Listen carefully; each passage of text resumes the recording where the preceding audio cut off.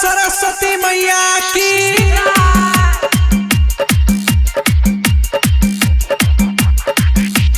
DJ Ajay मलमल।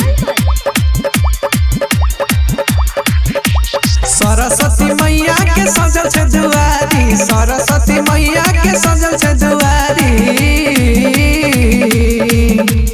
मैया जी के भक्त हई बन गईनी पुजारी, मैया जी के भक्त हई बन गईनी पुजारी, मैया जी के भक्त हई बन गईनी पुजारी। सरस्वती मैया के सजल छे दुआरी, सरस्वती मैया के सजल छे दुआरी।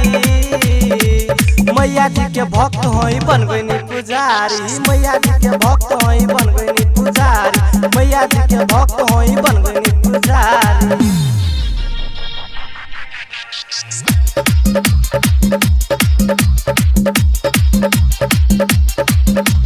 डीजे अजय मलमल। रियल रिकॉर्डिंग की प्रस्तुति।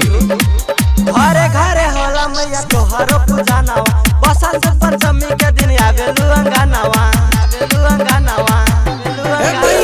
घरे घरे होला मैया तोहरे पूजा नवा, बसंत पंचमी के दिन आवेलु अंगनावा। शारदे मैया तो हंस पे सवारी, मैया जी के भक्त हई बन गईनी पुजारी, मैया जी के भक्त हई बन गईनी पुजारी, मैया जी के भक्त हई बन गईनी पुजारी रे।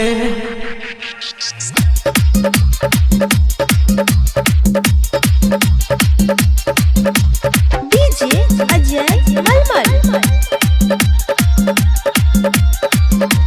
विद्या के दाता मैया तू ही कहलू, सबका के जिंदगी तू ही सुधारेलू, सबका के जिंदगी तू ही। मैया विद्या के दाता मैया तू ही कहलू, सबका के जिंदगी तू ही सुधारेलू। बुझलू न काहे रोशन प्रकाश के लाचारी, मैया जी के भक्त हई बन गईनी पुजारी, मैया जी के भक्त हई बन गईनी पुजारी, मैया जी के भक्त हई बन गईनी पुजारी।